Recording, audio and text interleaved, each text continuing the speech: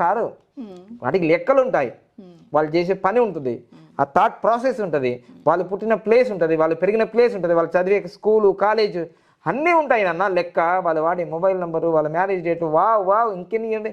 So అవన్నీ ఎందుకు ఇంకా లేడు, మనం టకా ఆ 10 మెంబర్స్ ఏదైతే ఉన్నారో టాప్ 10లో 10 మందిలో 3 గురించి తెలుసుకుందాం. 1లో పుట్టారా, 10లో పుట్టారా, 19లో పుట్టారా, 28లో పుట్టారా? సో మనం తెలుసుకుందాం. ఓకేనా? రైట్, చూద్దాం. సో ఇప్పుడు మాత్రం ప్రపంచవ్యాప్తంగా అత్యంత ధనవంతుడిగా నంబర్ 1 లిస్ట్లో ఉండిపోయాడు ఎలాన్ మస్క్ గారు.